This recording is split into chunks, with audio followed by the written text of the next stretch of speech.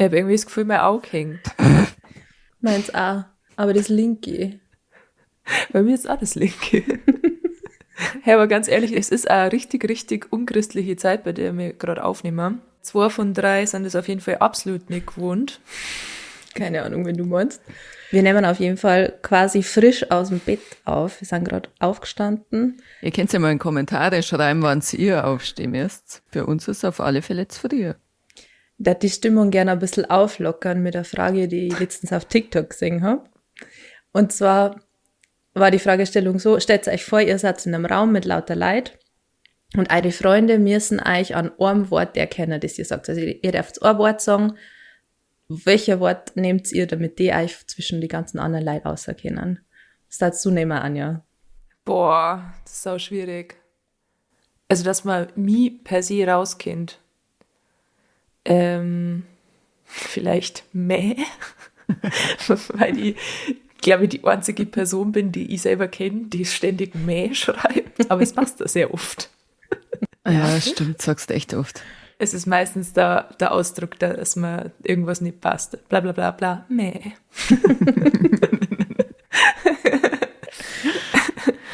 Und ihr? Verena! Da darf ich die auf jeden Fall auserkennen, ja. Ja, weil Verena einfach ihren eigenen Namen sagt. War dann schwierig, wenn es auch einfach geht. Und du das? Ja, ich habe dann überlegt, was ich nehmen darf, damit ihr zwei mich rauskennen darf. Und ich glaube, ich darf Eisprung-Benny sagen. Unangenehm. Wellensittich Stammtisch. Wellensittich Stammtisch. Wellensittich Stammtisch. Wellensittich Stammtisch. Wellensittich Stammtisch. Ganz ehrlich, selten so ein schönes Intro gehört. Ja, geht mir auch so. Und das Schöne ist, dass ich da, seitdem ich das gemacht habe, einen Ohrwurm davon habe und das regt mich sehr, sehr auf. Das ist ein schöner Ohrwurm, aber finde ich, gibt schlimmer nicht. Pui. Ja, ich hätte auch gerne mal ein Video von irgendjemand, der da wirklich mitsingen kann. Weil, wenn ich da mitsinge, dann ist das Wellensittich Stammtisch. Jodeln ist ja irgendwie sowas, das mehr hätte ich irgendwie gern kennen und irgendwie auch nicht. Ich kann es halt nicht sagen, warum. Ich finde, das war ein guter Ausflug für uns mal. So Ein Jodelkurs. Workshop, ja. Ja, ich bin Ja, mir nicht warum sicher. nicht? Ich glaube, dass das sehr, sehr unangenehm ist. Ich glaube auch, ja. Aber kommt trotzdem auf unsere Listen, finde ich. Ja, da hat uns auf jeden Fall, also der Rezo und mir helfen, AMÖ näher zu kommen. Und warum wir das wollen, erfahrt es vielleicht in einer anderen Folge. Nein, das erfahrt ihr auf jeden Fall in dieser Folge, weil herzlich willkommen zur Folge 2 unseres brandneuen boarischen Podcasts. Und zwar wird es halt ein bisschen spicy. Ihr habt es schon am Titel gemerkt, beziehungsweise haben wir schon in der letzten Folge angekündigt, dass heute ein bisschen um das Thema Sex geht. Das bedeutet, unsere Eltern müssen jetzt ausschalten. Servus, schön war's mit euch. Für die Mama. Und auch unsere Geschwister. War wichtig. Ja, das war mir auch sehr wichtig. Für euch. So, sind jetzt alle anderen noch da? Perfekt. Grüß euch. Schön, dass ihr da seid. Und danke für das ganze Feedback zur ersten Folge. Es hat uns sehr gefreut, dass ihr Allah habt müssen. Und ihr wahnsinnsgeilen Menschen habt uns ja sogar in die Apple Podcast Charts katapultiert in der Kategorie Comedy und das schon mit der allerersten Folge. Wir haben es jetzt gar nicht fassen können. Wir waren da zwischen lauter hochdeutsche Podcasts und halt so Leute, von denen wir zum Teil selber auch Fans sind. Zum Beispiel war da dann der Sunset Club mit Joko Winterscheid und der Sophie Passmann hinter uns und Felix Lobrecht mit 99 Problems war hinter uns. Also da haben wir schon zuerst mal ganz schön blöd geschaut, mittendrin, wir 3 Bauernfünfer, aber wir haben uns richtig, richtig gefreut. Also vielen, vielen herzlichen Dank nochmal an der Stelle für euren Support und herz ganz fleißig weiter und verzeiht es auch fleißig weiter. Danke euch. Ich möchte gleich mit einer richtig spicy Frage einsteigen ins Thema. Wobei, wir müssen das andere nur besprechen, gell? Weil du hast vorher im Intro ja den Namen Eisprung-Beni gesagt. Name von der Redaktion natürlich geändert. Selbstverständlich. Und warum wir da alle drei gelacht haben, möchte uns vielleicht Verena erklären. Es gibt so eine Zeit im Monat, da hat man seinen Eisprung als Frau, als Mensch mit Gebärmutter. Und in dieser Zeit passiert es gelegentlich, dass man Leute gut findet, die man eigentlich überhaupt nicht gut findet. Und dann kann es passieren, dass man beispielsweise irgendeinen Beni trifft, Name geändert. Ja. Und wenn man den so trifft, dann findet man den ganz furchtbar. Und wenn man seinen Eisprung da hat, dann denkt man sich, gar nicht so schlecht eigentlich. Und man muss dazu sagen, ich habe Verena dafür wirklich sehr, sehr, sehr viele Jahre verarscht, weil ich habe Pille genommen, seitdem ich, glaube ich, 15 war, also wirklich schon ewig. Das heißt, ich habe mich überhaupt nicht mehr erinnern können, wie es überhaupt ist, einen Eisprung zu haben, weil Pille unterdrückt das Ganze ja. Und ich habe aber im Sommer diesen Jahres Pille abgesetzt und ich möchte kein Kind kriegen, beruhigt euch. Mich hat es einfach mal interessiert, wie das ist, wenn man halt dann nicht mehr seinem Körper künstliche Hormone zuführt. Und natürlich, wir wissen es da wo ich hinspuck, muss ich aufputzen. Das allererste Symptom, das ich hatte, war wirklich so, also es hat sich angefühlt, ich glaube, so fühlt sich ein Ständer an, glaube ich. Also aber so ein Dauerständer. Er hat wirklich einen Tag lang einen Dauerständer und ich habe mir gedacht, alles, was ich gesehen habe ich mir gedacht, naja, warum nicht? Das schon geht. Es hat mir natürlich so recht geschehen. Es war danach auch nicht mehr so schlimm. Also der erste war schon der schlimmste, aber ich merke es trotzdem seit einigen Monaten, dass wirklich krass ist, dass sich mein Körper, weil, keine Ahnung, sonst stehe ich auf Dunkelhaarige, aber in der Eisprungphase sagt mein Körper so, naja, aber der Blonde neben dir, ein schöner Oberarm, oder? Was findest du? Also, da wäre ich auf einmal sehr, sehr, sehr flexibel. Ich habe dann auch drüber nachgedacht, ob Männer so eigentlich immer empfinden. Ich hoffe es jetzt eigentlich nicht, weil das ist ja schlimm. Also wenn du so triebgesteuert die ganze Zeit bist, das ist ja wirklich anstrengend. Vielleicht sind die deswegen so blöd manchmal. Das tat mir auf jeden Fall auch sehr leid. Kennst du das Phänomen auch? Ja, auf jeden Fall. Also nicht so ausgeprägt, wie es ihr beschreibt, aber ich merke das schon, so wenn es auf den Eisprung zugeht, dass ich mir auf jeden Fall öfter im Bus oder in der Stadt unterwegs denke, ich grüße Sie. Das habe ich sonst eigentlich nicht. Habt ihr auch manchmal das Gefühl, euer Gebärmutter ist enttäuscht von euch?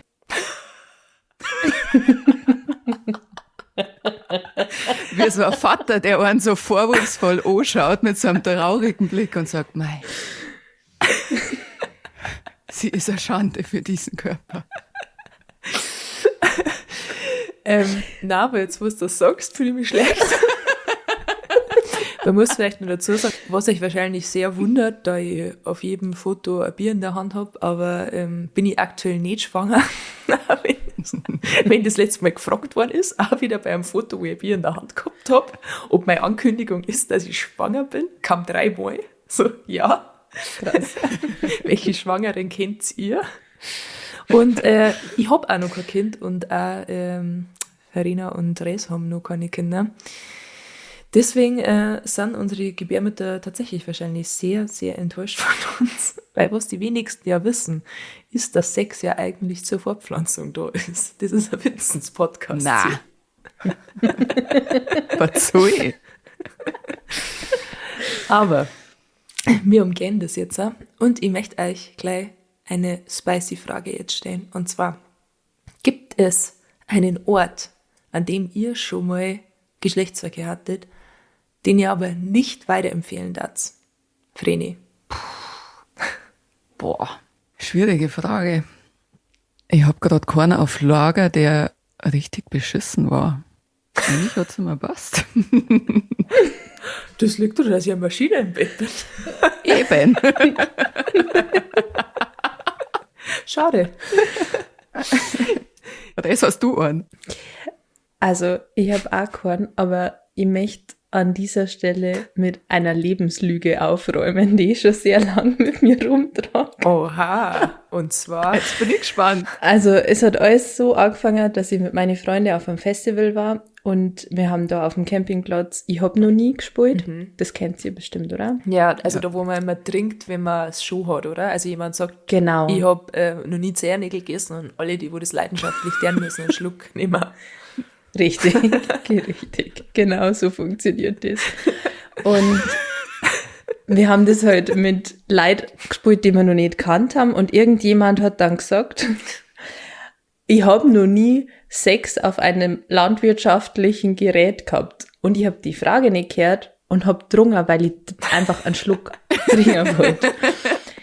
Und dann haben mir alle angeschaut, haben alle gelacht und waren so, hä, was, verzeih? Und ich habe nicht verstanden, um was das geht. Und es hat sich dann aber, also ich fand es dann aber lustig, dass alle gelacht haben und habe gedacht, naja, das war eigentlich auch eine gute Geschichte, oder? Und habe das dann nie aufgeklärt. Und in den nächsten Jahren, immer wenn meine Freunde mit mir, ich habe noch nie gespielt haben die Frage gestellt, weil sie gewusst haben, da muss ich trinken. Und dann war irgendwie nie mehr der richtige Zeitpunkt, um zu sagen, hey Leute, das stimmt eigentlich gar nicht. Das ist ein großes Missverständnis. Ich habe nur getrunken, weil ich gerade trinken wollte. Und ja, in diesem Sinne an alle meine Freunde, die gedacht haben, ich habe schon mal Sex auf einem landwirtschaftlichen Gerät gehabt. Nein, das ist nie passiert. Es tut mir sehr leid. Ich möchte mich entschuldigen bei euch, dass ich euch angelogen habe. Ich hoffe, ihr könnt es mir nur in die Augen schauen, wenn wir uns das nächste Mal sehen. Ich glaube, sie können da jetzt eher wieder in die Augen schauen, wahrscheinlich. Das hoffe ich. Na, an dieser Stelle, Fredi und ich haben ja diesen Sommer davor eigentlich geträumt, weil wir waren bei der Verena auf dem Bauernhof daheim ein paar Tage und wir wollten eigentlich so eine Videoserie starten, dass wir einen Bauern oder Bäuerin für Dress finden. Ne? Haben wir leider nicht dann durchgezogen, aber das ist ja nur einer unserer größten Träume. Vielleicht können wir das noch machen, sodass Dress das wieder gut machen kann bei ihren Freunden. Ja, War angebracht. wir träumen ja auch davon, dass Dress auch Bauerninfluencerin wird. Also einfach halt Fotos von geile Kahn machen und so. Wir haben eigentlich auch schon einen ausgeschaut gehabt, einen Lohnunternehmer, der noch zum Home ist. Und das ist ja überhaupt die beste Voraussetzung, weil der einen mega Fuhrpark hat. Also das vielleicht bringen wir euch ja doch noch zusammen. Er weiß aber halt noch nichts von seinem Glück. Ah, leider nicht. Vielleicht sollte man es ja mal sagen. Verena hat ihm extra auf Instagram dann eine Anfrage geschickt, damit sie uns seine Fotos zeigen kann, weil sie kennt den halt privat. Genau. Aber was halt so Leute oft gemeinsam haben, ist, dass sie halt dann kein Foto von sich einstellen, sondern halt nur Fotos für einen Fuhrpark. Danke dafür. Wir wollten die auschecken. Ja. Es war mir auf jeden Fall sehr unangenehm. Es war eher Erna Ding als mein Ding. Das muss man jetzt schon dazu sagen. Naja. Ja. Vielleicht ist das auch ein bisschen Story of your life in unserer Freundschaft, dass Anja und ich immer Dinge machen, die du gar nicht willst. Und du bist einfach dabei. So wie früher im Studium sind wir immer einfach mit unserem Bettzeug vor der Tür gestanden bei der Rese und haben gesagt, wir schlafen halt bei dir. Und sie hat nie widersprochen und irgendwie hat das nie aufgehört. Ja, so war es auch bei diesem Podcast, muss man sagen. Ja. Aber es passiert einfach. es passiert einfach. Aber ich bin auch froh, dass ich dabei bin. Ich bin wie so ein Hund, der sich einfach gefreut, wenn er mit ins Auto darf. Das freut uns sehr. Aber Anja, erzähl du bitte, hast du einen Ort, den du nicht empfehlen darfst? Ja, also ich weiß ja nicht, wie gelenkig ihr seid, aber kann man ja mal fragen. Ja. Aber ich darf Autos nicht empfehlen. Also ich finde, das stellt man sich immer viel besser vor, als es dann ist. Ich finde, also eine Rückbank tut einfach nur überall weh im Körper. Also es ist nie das, was man sich wünscht. Und was ich auch nicht empfehlen kann, und hier, also falls jetzt verbotenerweise wirklich hier Familienmitglieder nur zuhören, jetzt auch ganz schnell raus hier. So, seid draußen? Gut. Was ich nicht empfehlen kann, nicht weil ich irgendwie erwischt worden war oder so, sondern weil ich es einfach abartig finde, ist der Parkplatz von einem Baumarkt. Was?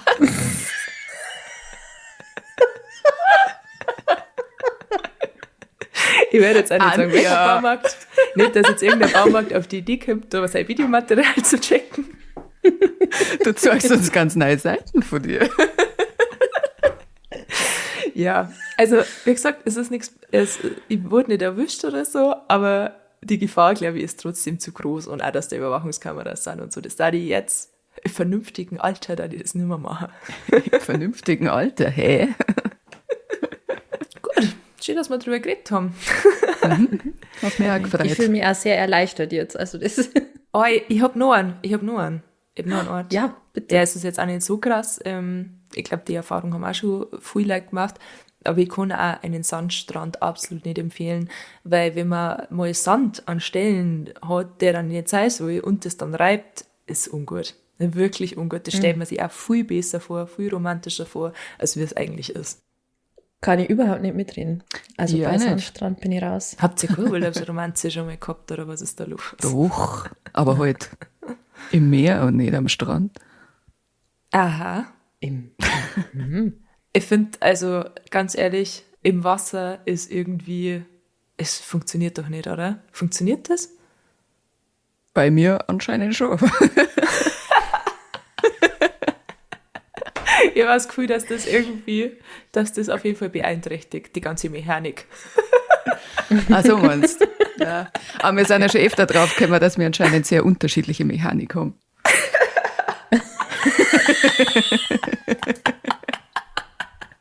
Das stimmt allerdings. Ich glaube, dass die komplett anders funktionieren, die Körper. Da gibt es 2 verschiedene Bedienungsanleitungen. Absolut. Bin ich mir sicher, ja. Schön, das freut mich sehr. Zum Thema Almöhi. Also, Ungern, sehr ungern. Sagt es noch. na, doch. Wenn ihr auch eine Freundin mal so richtig kennenlernen wollt, dann Schritt 1. Sucht mal ein Beutel von dem McDonalds-Maskottchen aus den 90er Jahren und fragt, mit wem sie unter Zwang am ersten Sex haben dann. Das hat schon bei uns zu sehr, sehr schlimmen Diskussionen und Beleidigungen geführt. Wir tun genau das Foto, das wir meinen, auf das wir uns beziehen, in die Shownotes, damit ihr wisst, um was das geht. Weil es ist wichtig, dass es genau dieses Foto ist. Ja. Und dann kommentiert ihr, wen davon ihr bumsen tanzt, okay? Ja. Macht es mal und fragt eure Freunde und Freunde. Das ist sehr, sehr wichtig. Sollen wir sagen, wen wir gewählt haben? Oder wir lassen euch erst einmal, das mal ausdiskutieren und dann sagen wir, wen wir gewählt haben. Oder vielleicht sagt ihr mal uns, was ihr meint, wen wir da wählen dann jeweils. Ja. Auf jeden Fall hat das in unserer Freundschaft so zu Diskussionen geführt, dass wir beschlossen haben, dass wir uns gegenseitig PowerPoint-Präsentationen an einem Abend halten, wo jeweils gesagt wird, mit wem man, also mit welcher Comicfigur muss man dazu sagen, man am ersten was anfangen hat und mit welchen nicht. Und man muss jetzt natürlich auch denken, dass, also wenn das jetzt irgendwie Kinderfiguren sind, es geht natürlich auch darum, dass man dann auch im selben Alter ist und so, wen man halt mit Nein attraktiv gefunden hat. Also, ihr wisst es eh. So. Und es gab Streit zweimal. Zwischen euch möchte ich betonen. Nein, es gab auch zwischen dir und der Rest Streit. Und zwar nur einen schlimmeren. Oh. Wegen dem typisch Andy. Oh, ja, da kenne ich keinen Spaß. Verena und ich hatten tatsächlich überhaupt keine Überschneidungen. Nein. Aber Andres und ich hatten eine Überschneidung gleich am Anfang. Da gab es auch kurz Streit. Und zwar an Almöhi. Was ich ein bisschen eklig fand. Hey, es ist ein sehr sanfter Mann, okay? Ja, und schau Okay. da an. Also, ich meine, er wohnt in die Berge, das ist sowieso was mich komplett anzieht. Ja. Und er hat auch immer viel Käse da, mag ich auch gern. Ja, bin ich auch noch dabei. Hast du schon mal gesehen, was der für ein Käsebrot macht? Ja, habe ich gesehen. Weißt du, wie das Käsebrot ausschaut? Das Einzige, was mein Hirn fickt, ist, dass das ein Großvater ist und ihr den ja offensichtlich als Kinder schon gut fandt. Nein, den finde ich jetzt erst gut. Also, Ach so. Ja. das haben wir ja immer dazu Ja. gesagt, wenn wir als Aber Kind er gut ist gefunden immer haben. noch ein Großvater. Ja. Ja. Naja, was möchtest du Er machen? ist sehr alt. Ich stehe normalerweise nicht auf ältere Typen, aber muss auch mal Ausnahmen machen. Also, ja, Dress steht normalerweise auch nicht auf ältere Typen. Das war fies, Aber Entschuldigung. für den Almöhi, nein, das ist okay. Das ist okay. Die Wahrheit darf man auch sagen. Für den Almöhi darf mein dir jederzeit offen stehen. Da steht mehr da offen. Möcht's ihr?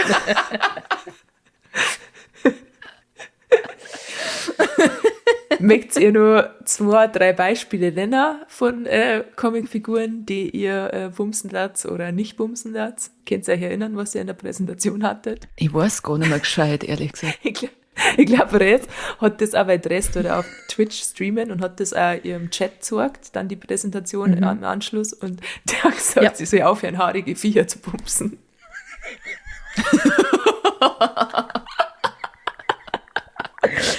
Ja, das ist korrekt. Ich werde auch regelmäßig von meinem Chat damit aufgezogen, dass der Almöhi und sein Hund in meiner Präsentation vorgekommen sind. Oh, sein Hund war da auch drin, das weiß ich gar nicht. Er heißt Josef, sag seinen Namen.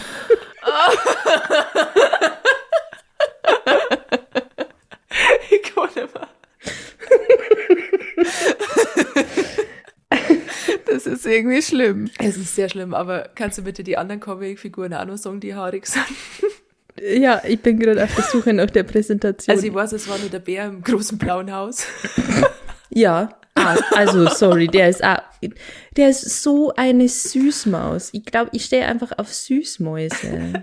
Sie heißt Pumspräsi. Ja, und zwar? Um mal jemanden zu nennen, der nicht haarig ist. Der Bob Belcher von Bob's Burgers. Ja. Ja, An den finde ich gut. kann ich mich gerade nicht mehr erinnern. Aber die waren komisch Der teilen, ist- glaube ich.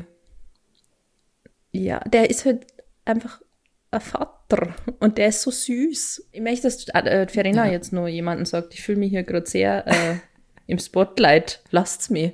Im Spotlight. Entschuldigung, dass ich einen Typ hab.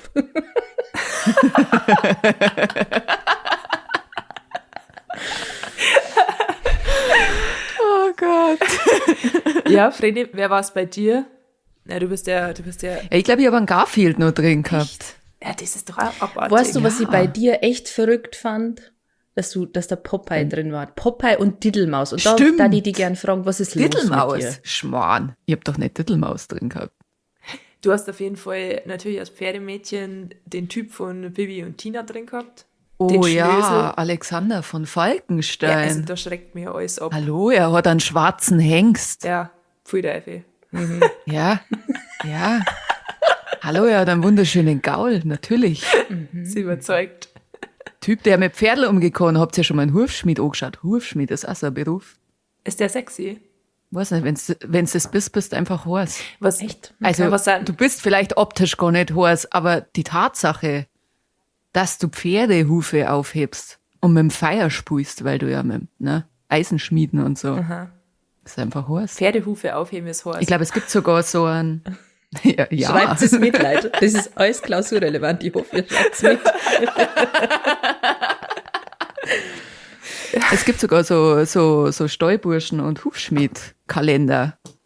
Also andere hängen sie nackte Frauen in einer Werkstatt und bei Pferdemädchen hängen halt Echt, nackte oder? Hufschmiede in der Werkstatt. Ist Ich so. habe nicht gewusst, dass das ein Thema In der ist. Werkstatt vor allem.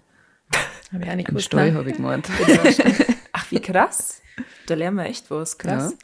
Da lernt sie noch was mit mir. Was sind für euch sonst noch sexy Berufe? Boah, das Erste, was mir einfällt, ist Barista. Wenn mir jemand einen Kaffee macht, Echt? boah, das macht was mit mir. Da habe ich noch nie drüber nachgedacht. Also ich war das letzte Mal, als ich unterwegs war an der Raststätte und habe mir bei Starbucks einen Kaffee geholt und die werben mir damit, dass es einen guten Kaffee gibt. Auf jeden Fall hat mir dann da einer einen Kaffee gemacht und der hat so scheiße geschmeckt und da Echt? habe ich auf jeden Fall dann gar keine Liebe mehr gefühlt. Also ich verstehe, dass es vielleicht andersrum sein kann. Also Ja, wenn die, also ich habe ja keine Ahnung, die machen durch den Kaffee in dieses Teil für die Siebträgermaschinen und Ja. dann müssen sie das so ausklopfen. Boah, das macht schon was mit mir. ich glaube, ich habe selber noch nicht drüber nachgedacht, was ich für Berufe anziehend finde, aber natürlich schon eher Handwerker. Also ja, Handwerker. das hätte ich jetzt auch gesagt. Ja, Landwirte und so, also doch finde ich schon anziehend. Also einfach auch was Körperliches, aber was bei mir auch völlig ins Lari läuft, ist zum Beispiel ein Bühnenbonus, einfach weil ich selber auf der Bühne stehe. Also ich verstehe das aus Teenagerzeiten, dass ein Typ wirklich viel attraktiver wird, wenn er auf einer Bühne steht. Aber das habe ich auf jeden Fall jetzt überhaupt nicht mehr. Also keine Ahnung. Das habe ich auch abgelegt, seit du das verzeiht hast. Schon, oder? Was Dass ein das Bühnenbonus ist. Das war mir nicht bewusst. Also Ja. ich spüre das mittlerweile, ich spüre das trotzdem, Ja, aber ich denke mir dann, ja, fair gehen, das ist der Bühnenbonus, du weißt das eh. ist echt so.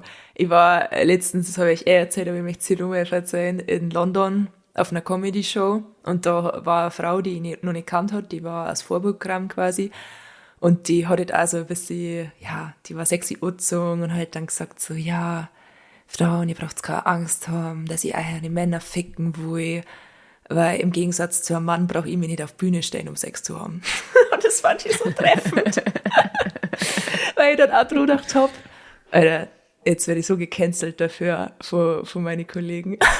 Aber es gibt wirklich viele Kollegen, die ich habe, die sehr, sehr, sehr viele Fans flachlegen. Wo ich mir denke, ich weiß jetzt nicht, ob das ohne Bühnenbonus möglich war. Vielleicht wissen sie es Und wenn ich selber. damit mohnte, darüber könnt ihr jetzt selber drüber nachdenken. Das war gemein, ich weiß schon. Aber die gute Frau hat recht, was soll ich sagen? Kannst ja du nichts dafür, wenn die recht hat. Ach ja, schön. Aber Anja, du kommst uns nicht aus. Du hast uns jetzt noch nicht gesagt, was deine ekligen Comicfigur war. Also das, wo ich mir selber komplett eingesucht habe, als ich die Präsi erstellt habe, darüber habt ihr gar nicht so gelacht.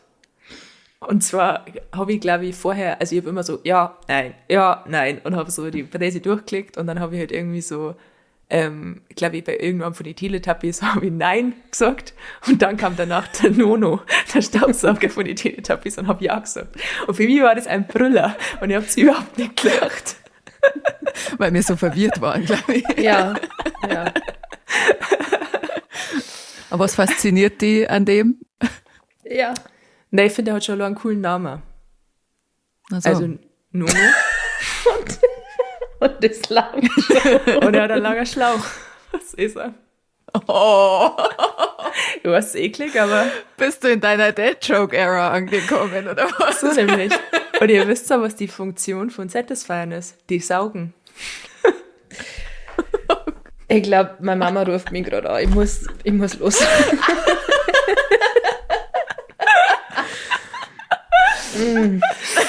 Und der Nono, Okay. ich meine, ich bin ja total chaotisch, gell? Also ich brauche halt ja jemanden in meiner Beziehung, der aufräumt. Nono. Also ganz ehrlich, Stimmt. er ist ein Gesamtpaket für mich. Ja, okay, kannst nichts sagen. Wenn du es so erklärst, ergibt alles einen Sinn. Ja, Schach und Matt, Anja. Sonst weiß ich es gar nicht mehr. Habe ich nur irgendwas gehabt, was euch überrascht hat? Na, du hast die ganzen König der Löwen gehabt, das hat uns aber überhaupt nicht überrascht. Das stimmt, ja. Ich habe es nach der Reihe. Ein Simba, ja. Ein Mufasa, ja. Und ein Kufu, dreimal ja. Man muss dazu erzählen, dass Anja uns vor dieser Präsentation schon gedroht hat, wenn jemand von uns auch nur einen Löwen aus König der Löwen in der Präsentation hat, dann ist vorbei. Ja.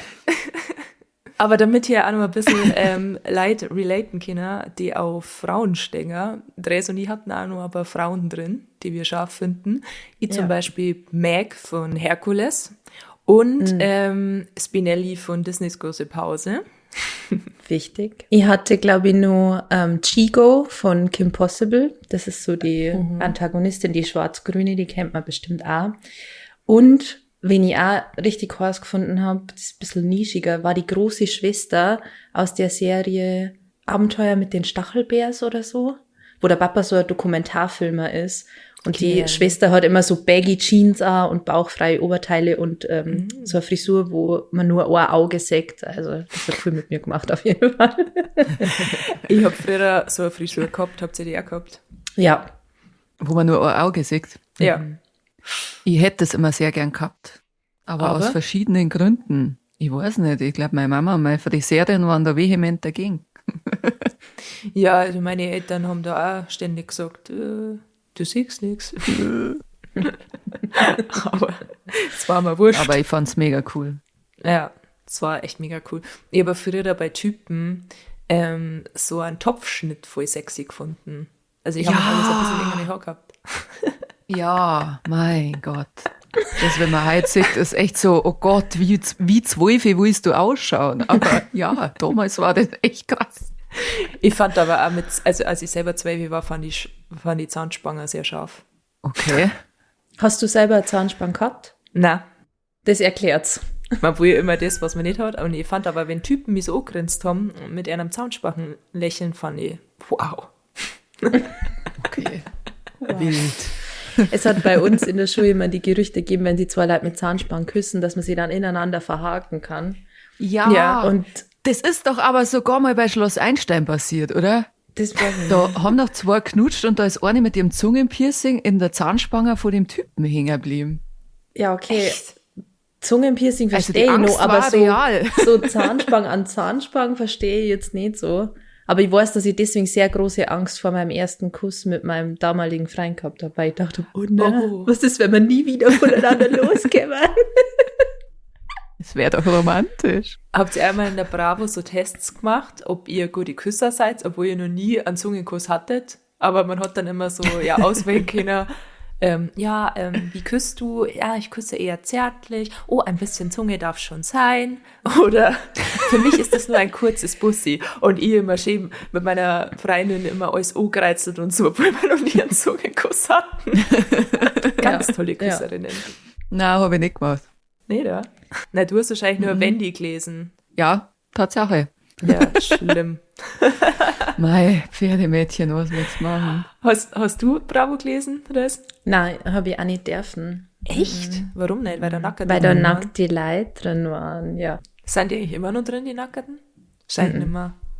Ich glaube, gibt's Bravo überhaupt noch? Ich glaube schon. Ich habe immer Bravo Girl gelesen. Da waren die Nackerten ja, glaube ich, eh nicht drin. Also Bravo Das habe hab ich ich mir nur dürfen. geholt, wegen die Poster, die man halt einmal braucht hat. Ja. Na, aber da habe ich sehr viel Wissen auf jeden Fall, das ich habe über Sex und Zärtlichkeiten und über Flirten, habe ich auf jeden Fall aus der Bravo Girl. Woher habt ihr damals euer Wissen hergehabt? Habt ihr irgendwie das in der Schule mitgekriegt oder von euren Freundinnen oder haben euch unangenehmerweise eure Eltern aufgeklärt? Ja, tatsächlich. Also es war nicht so, wie ihr denkt. Mama hat uns einfach ein Buch gegeben. Also das hat erst mein Bruder gelesen. Das hieß, wie ist das mit der Liebe? Und danach Süß. hat es gleich mir gegeben. Und dann habe ich das gelesen. Dann habe ich mich auskennt. Wie alt warst du da? Relativ erste, glaube ich, ja, so zweite Klasse oder so. Erste, zweite Klasse. Krass. Weil mein Bruder war ein paar Jahre älter wie ich und keine Ahnung, der hat es halt erst gelesen und dann war ja eh klar, dass ich das sowieso erfahre. Also habe ich es auch gleich gelesen. Krass. Und du? Also so die Grundaufklärung hat, glaube ich, erst in der Schule stattgefunden und dann hat es noch ein sehr unangenehmes Gespräch mit meiner Mama auf einer Autofahrt gegeben. Das hat sich so eingebrennt. Ich habe jede Woche Taekwondo gehabt. Also legt euch nicht mit mir an, Leute. Ich habe einen gelben Gürtel und ich darf euch auf jeden Fall, keine Ahnung, Schulterwurf ist, glaube ich, Judo. Ich bin auf jeden Fall Flachling. stark. Aber nur auf einem landwirtschaftlichen Gerät. Ja. Und auf Entschuldigung. dieser Fahrt zum Taekwondo-Training, wo ich nicht wegrennen können habe, sie hat gewusst, da kann ich nicht aus, hat es ein Aufklärungsgespräch gegeben und ich habe halt die ganze Zeit gesagt, Mama, bitte, ich weiß das schon alles, hör auf.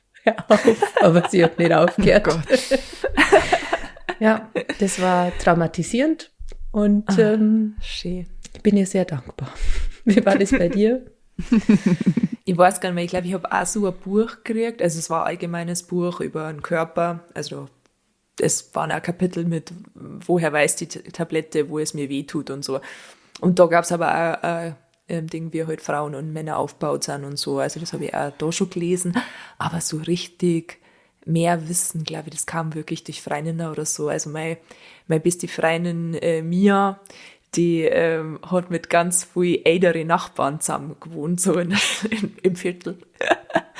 Und die haben halt uns dann auch immer mal wieder Sachen gesagt. Und dann waren wir natürlich sehr aufgeregt. Ich weiß auch nur, wie Mia mich einmal angegriffen hat am Nachmittag nach der Schule und gesagt hat, oh mein Gott, ich weiß jetzt endlich, was ein Kondom ist. Süß. Da waren wir, glaube ich, in der 4. Klasse. Schön. Ich möchte zu unserer Kategorie übergehen, oder habt ihr nur eine Frage? Wollt ihr nur was Sexuelles wissen? Nein. Wir wollen alles wissen, Anja. Okay. Wenn es keine sexuellen Fragen hier mehr gibt, dann würde ich jetzt gern zu unserer wunderschönen Kategorie die 3 Besten versus die 3 Schlimmsten kämen. Die 3 Besten, die 3 Schlimmsten. Oh nein, leck mich fett in die Fressen geschissen. So, und zwar habe ich mir da heute überlegt, dass ihr mir doch jetzt bitte mal die 3 besten Eigenschaften am potenziellen Sexualpartner bzw. Partnerin, je nachdem, was ihr bevorzugt, nennt. Also Eigenschaften, die einen anziehen, die euch ins Bett bringen. Und die 3 schlimmsten Eigenschaften, die euch quasi sofort abschrecken.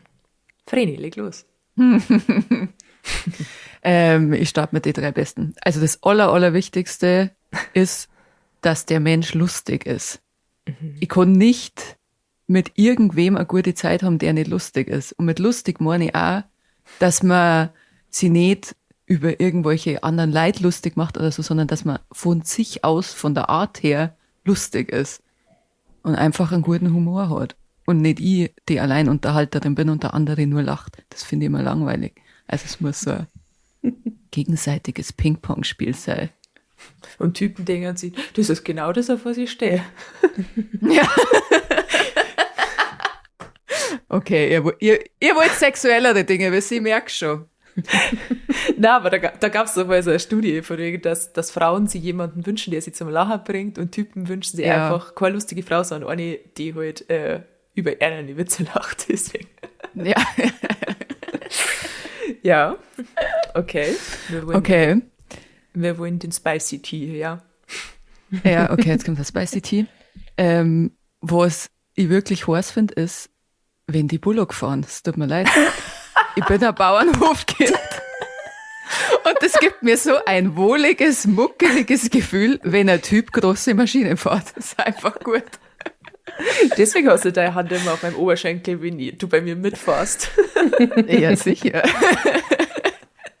Das ist also schön, weil im Bullock, da ruckelt es ja auch manchmal und dann berühren sie die Knie aus Versehen und so. Also da ist eine sehr aufgeheizte Stimmung in so einer Kabine, wenn man das möchte. Ich bin noch nie bei jemandem beim Bullockfahren mitgefahren. Ich kann da überhaupt nicht relaten. Der ist Oh mein Gott, fahren Bullock. Nein, ich möchte, dass sie es mit jemandem erlebt, den wir für sie finden. Ich wollte es nicht. Ich fragen. Okay, ich fragen. Fragen einfach, sie will das. Ich rufe an. Ich schicke ihm die Folge. Ja, super. Du gehst perfekt. um die. Du bist gemeint. Du bist gemeint, Almöhi. Er ist Ja. ein bisschen jünger. Ich hoffe, es ist kein Problem für die. Naja, Ja. macht er ein gutes Kasbrot, ist die Frage. Jetzt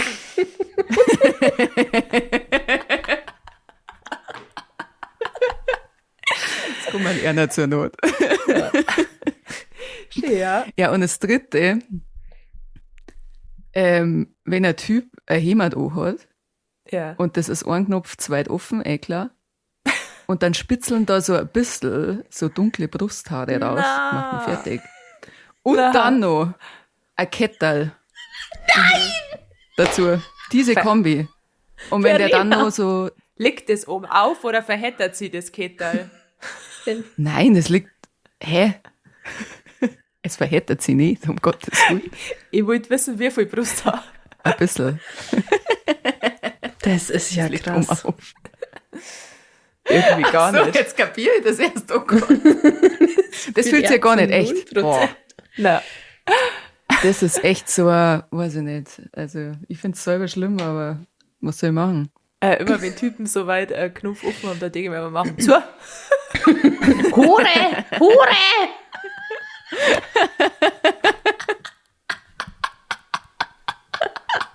Also, insbesondere, wenn wir in der Eisprungphase sind, kickt das ungemein.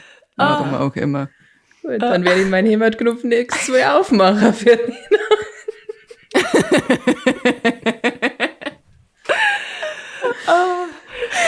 Deine Brusthaar möchte ich gern mal sehen, ja. Ah, Da ja. bin ich freuen. Ja, das kriegen wir hin, kein Problem. Oh, schön.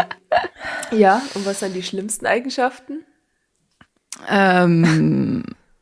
Ihr wollt wahrscheinlich wieder die spicy Sachen wissen, Natürlich. oder? Natürlich. Also ungepflegte Hände finde ich echt eklig. So schwarze Fingernägel und so. Wobei, Also muss quasi ein Landwirt sein, der aber auch aufpasst. jetzt pass auf, wenn dieser Mensch schwarze Fingernägel hat, weil er vorher unter irgendeiner riesen Maschine geflackt ist und die repariert hat, dann ist okay. Aber sonst eher nicht. Wir verstehen. Ihr versteht's. Was ich noch schlimm finde, was echt auf so Stadelfestern so manchmal passiert ist, dass Leute nach Stall stinken. Oh, ja.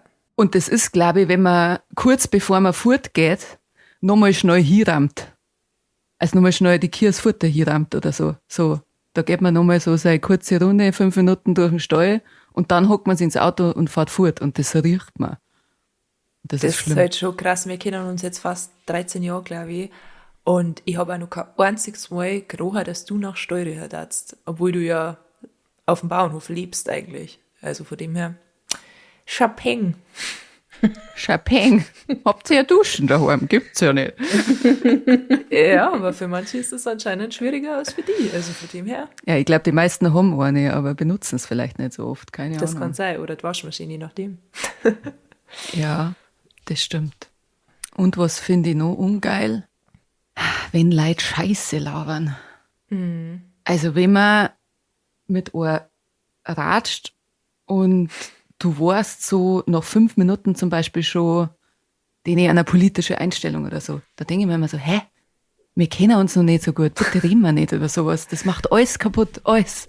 Bis Ja. jetzt fand ich die eigentlich witzig und jetzt kommst du mit dem Ausländer und dann denke ich mir, oh, na, Denke ich mir, ja, genau. Ende.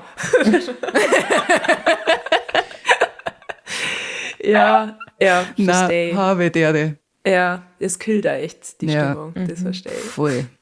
Reis, verzeih uns du was. Ich fange auch mit den 3 Besten an. Was genauso wie das Kaffee-Ding ausklopfen sehr viel mit mir macht, ist, wenn Leute einen großen Hoodie haben. Also so ein Hoodie, der so ein bisschen einen festeren Stoff hat. Nein, deiner hat keine Kapuzen an, ja. Und die Kapuzen ist so, dass der Kragen so, also die liegt so gut und es steht so ein bisschen da hoch. Ich weiß nicht, ob Ja. die, also man Fühl ich sieht gar die nicht. so von vorn. Das macht so viel mit mir. Und wenn dann die Ärmel auch nur so ein bisschen übers Handgelenk gehen, ich weiß nicht, was das mit mir macht oder warum das was mit mir macht, aber das, Oh. da ist vorbei mit mir. Er hat kurze Arme. Nein, das strahlt so ein Wohlfühlgefühl irgendwie aus. Das finde ich gut. Dann, auf was ich auch stehe, sind schöne Unterarm. Kann ich auch nicht erklären. Finde ich einfach, wenn jemand schöne Unterarm und schöne Hände hat, das gibt mir Mit sehr so, viel. wenn man die Adern so sieht. Na, das finde ich nicht schön. Das ist echt. Das Nein. finde ich unfassbar gut. Echt? Nein, das kriegt man Ich nicht. finde es so schön, dass wir uns halt auch nie in die Quere gekommen wären. Wir Ja, stehen das- so auf komplett unterschiedliche Sachen. Ja. Das ist Weil- überhaupt das Beste. Ja. Was ich als drittes noch sehr, sehr heiß finde, ist, wenn jemand lieb zu Tieren ist und lieb zu Kindern. Also, wenn ich mit jemandem unterwegs bin und uns begegnet ein Hund oder keine Ahnung, ein kleines Kind ist süß auf dem Bürgersteig oder so und die Person reagiert da gut drauf, da bin ich sofort ausgezogen quasi. Ist schon, ist schon passiert. Ja, das finde ich sehr anziehend einfach.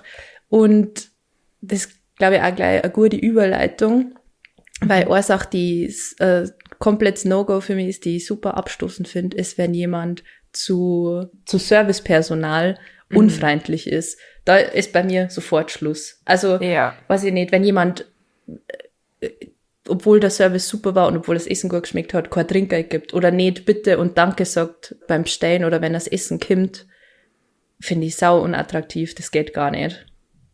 Ja, verstehe. Dann, das überschneidet sich jetzt ein bisschen mit dem, was du gesagt hast, Verena, aber ich finde auch, dreckige Fingernägel, ganz, ganz, ganz, ganz schlimm. Wenn ich mir vorstelle, du langst mir jetzt gleich mit diesen Händen an. Na, so, da habe ich jetzt schon eine Blasenentzündung. Wenn ich was mir vorstelle, habe ich schon eine Blasenentzündung. Ist schon vorbei. Ja. Ich habe eine Blasenentzündung, wenn ich das Wort Blasenentzündung her. Sorry. Das ist so schlimm ist. Okay. Ja, geht auch gar nicht. Und das dritte, ja, spielt auch in das eine, was du gesagt hast, dass ich super unattraktiv finde, wenn ich mich mit jemandem unterhalte und merke, ja, du laberst einfach frauenfeindliche, homophobe Scheiße und es passt einfach nicht. Also da wo ich dann, auch wenn wir uns vorher gut verstanden haben, wenn es sonst in alle Kategorien passen darf, ist spätestens da vorbei, weil wir denken, du, das, na, geht leider nicht. Da langt da oft so eine Mini-Bemerkung, dass der Ofen aus ist, wo du denkst, na. Ja, Verstehe total. Okay, Anja, was sind deine 3 besten? Also auf Platz 3 der Lesung, wenn er eine natürlich gesangliche Antwort hat auf "Mir rinnet nach der Schreim", Kernel. ja, das darfst du jetzt einfach rausnehmen. Aber ja, mit dir da die anscheinend ins Bett gehen. Tja, wir gehen ja öfter ins Bett miteinander. Das stimmt, wir schlafen sehr oft nebeneinander nach die Shows. Dann auf Platz 2, wenn er mit mir an der Bar, vorzugsweise an der Weißbierbar, 6 Weißbier runterlassen kann, ohne die Luft dabei penetrant zu würzen. Das ist auch wichtig. Ja. Weil wenn er da einfach zusammenzwickeln kann, wahlweise in sein Glas, Weißbierglasel reinschorselt, ohne dass es merkt und schnell zuhebt.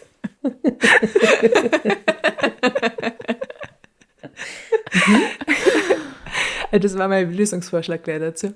Und auf Platz 1 ist, ja, da muss ich dann doch nochmal in das Humor-Ding gehen, wenn er auf Schmarrn mit Schmarrn antwortet. Das mag ich einfach. Wenn du einen Scheiß sagst und die checken sofort deinen Vibe und rennen einen Scheiß zurück. Und, jetzt hat das Ohrkatze gerade vorbeigeschaut. Süß. Oh. Und sagen nicht zum Beispiel, wenn sie dann was also ich liebe es, wenn man die ganze Zeit sie über Schmarrn oder nur im Schmarrn-Sprech unterhält. Und es gibt so Leute, die aber, wenn sie irgendwas sagen, was sie nicht ernst meinen, dann gleich sagen, na, war nur Spaß oder so. Und das killt das Ganze. Weil man denkt, ja, das check ich schon. So, ich war drauf eingestiegen.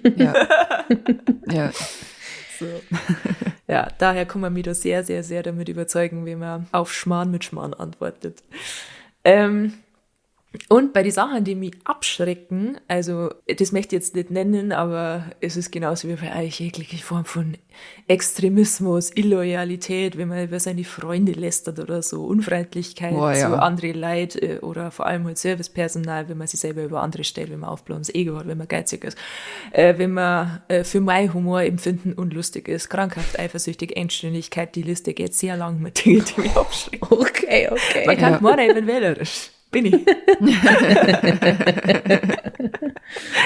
Aber jetzt kommen die ganz wichtigen Punkte. Und zwar auf Platz 3. Wenn er keine bayerischen Sachen mag, und da waren jetzt zum Beispiel Lederhosen, Bierzeit, Blasmusik, da bin ich raus. Wenn du das nicht magst, dann wird's mit uns halt nichts. Ist halt so. Dann auf Platz 2 wollte ich eigentlich auch Gestank sagen, aber dann ist dir eingefallen, dass eine von deinen besten Freundinnen extrem steht. Und ich die trotzdem mag, Res. Ja. Du hättest jetzt keinen Namen sagen müssen. Aber danke.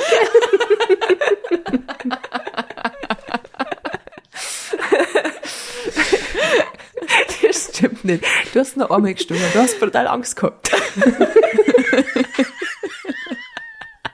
Das stimmt. Na, aber das habt ihr quasi auch schon gesagt. Deswegen da die gerade sagen, und da bin ich ganz anders gepolt irgendwie als viele andere Menschen. Ich weiß auch nicht genau, wo das herkommt. Ich glaube, aus irgendwelchen Jugendtraumata. Und zwar, wenn er ein Lagerfeuer-Gitarrist ist. Das schreckt mich komplett ab. Okay. Ich weiß auch nicht, aber da ist bei mir einfach der Ofen aus, wenn da so ein Typ hockt und der die Gitarre nicht mehr aus der Hand gibt und der mindestens genauso schlecht Gitarre spielt wie ich. Und da dann I Can Be Your Hero singt, das löst in mir nur aus, dass ich abhauen will. Und ich weiß, das ist bei ganz vielen anderen Leuten das komplette Gegenteil und die lieben das. Und ihr zwingt es mir auch ständig dazu, dass ich euch auf der Gitarre was vorsinge. Ja. Das ist ja auch schön, weil wir singen ja dann auch gemeinsam Wolfgang Petri Benger. Das ist sehr schön. Ja, aber ich darf das ja nie freiwillig machen. Passt schon. Es gibt aber sehr viele Menschen, die das sehr gern freiwillig machen, weil halt eben der Großteil der Menschen das auch feiert. Vielleicht habe ich in meiner Jugend zu oft erlebt, dass mich Typen so rumkriegen wollten und ich mir einfach nur gedacht habe, hör auf, es reicht. Wir sitzen jetzt schon eine halbe Stunde auf deinem Bett und du hörst nicht auf zu spulen und zu singen. Oh, das da ich so schön finden. Ja. Ich wollte gerade sagen, das war mein Jugendtraum gewesen. Ja, aber ich habe mir halt gedacht, naja, ich kann besser Gitarre spielen und jetzt spiele ich schon total schlecht. Ja, vielleicht liegt es an dem. Naja, egal. Egal. Mein Platz 1, da wo wirklich, also da ist Wüste in der Unterhosen, sind, ich weiß nicht, wie diese Schuhe korrekt heißen, aber für mich heißen die schon immer Jesuslatschen. Sorry, Jesus, du kannst überhaupt nichts dafür, aber das sind diese Sandalen, die wo so gefühlt rundum Klettverschluss haben. Wisst ihr, wer ich meine? Ja. Da wo Leute, ja, das war ein sehr weinerliches, ich habe solche Sandalen. Ja. Du hast mich dafür auch schon beschimpft, wüst beschimpft für die Sandalen. Zu Recht, wenn du mich fragst. Also ganz ehrlich, mir sind Kleidungsstücke und Schuhe und so, ich achte eigentlich generell nicht so drauf. Mir ist das eigentlich alles wurscht. Aber wenn du diese Schuhe anziehst, da kehrst du geschubst. Und dieser Meinung bin ich schon seitdem ich ein kleines Kind war. Also wirklich. Ja. Die haben mich schon immer abgeschreckt, weil dann da so erwachsene Personen zu einem gesagt haben, jetzt zieh die doch auch an, die sind bequem und dann wird die einfach nur Krieg. Ich blende euch ja gerne ein Foto ein von den Schuhen, damit ihr wisst, über was ich hier gerade schimpfe. Und alle, die diese Schuhe haben, ich möchte mich nicht entschuldigen, mir tut gar nichts leid.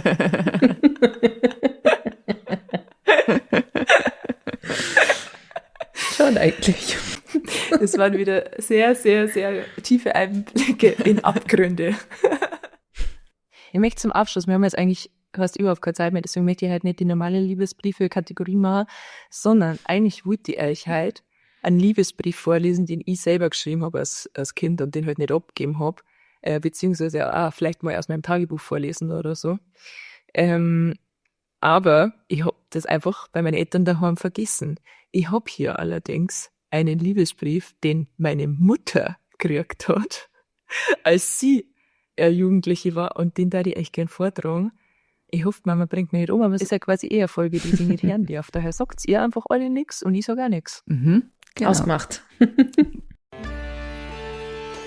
Liebesbriefe, Leidenschaft, Sex, Gefühle, Feuer. Hol die Maid!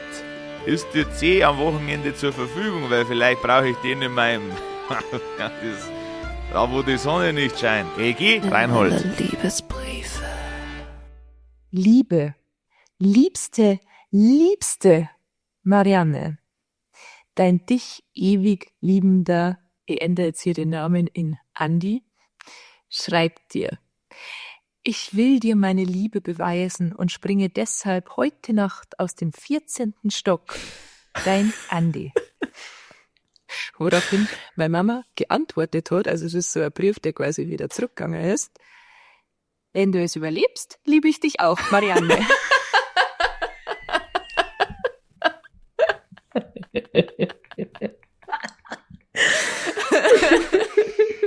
Man merkt, dass sie deine Mama ist, finde ich. Also man muss dazu sagen, meine Mama war da, glaube ich, 11 oder so, und ich glaube, niemand, der dem Dorf von meiner Mama wohnt, hat einen 14. Stock. Also da hat der Andi vielleicht auch ein bisschen übertrieben. Ja, aber sehr schlagfertig für eine 11-Jährige. Ja, finde ich auch. Der Andi hat dann aber auch Schluss gemacht nach einer Boah. Zeit, müsst ihr wissen. Auch nochmal mit einem Brief. Ist frech, ja. Mhm. Frech, meine Mama zu verlassen, möchte ich sagen. Aber ich bin froh drum, weil sonst gäbe es ja nie vielleicht nicht. Oder zumindest nicht in dieser perfekten Form eben. Dabei Papa jetzt so. An Marianne. Ich mag nicht mehr. Ich habe genug von dir und von den anderen. Da hat meine Mama nur dazu korrigiert, welchen anderen. Dass ich am Sonntag noch ins Kino gehen sollte, gab mir den Rest. Andi. Bruder, fühle. Das auch noch. Du arme Maus, hast ins Kino müssen. Ja, und so möchten wir euch jetzt auch verabschieden. Wir hoffen alle inständig für euch, dass ihr nicht ins Kino müsst am Sonntag. Kämpft's auf jeden Fall, falls ihr irgendwie in der Nähe seid oder falls ihr nicht in der Nähe seid, sondern einen geilen Skiausflug haben möchtet, kämpft's am Samstag, den 6. Dezember nach Fiss. Und zwar spiele ich da 2 Shows. Das wird richtig, richtig geil. Also schaut's da alle vorbei. Eben. Genaueres auf meinem Instagram. Und ja. Also Freunde, bewertet uns mit 5 Sternen, klar. Schreibt uns auch gerne noch einen Kommentar und dann hören wir uns das nächste Mal.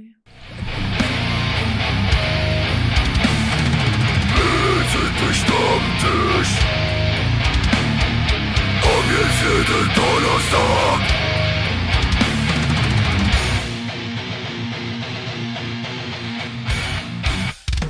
Also na, sowas hörst du nicht. Voll Teufel, schalt aus das Klump jetzt.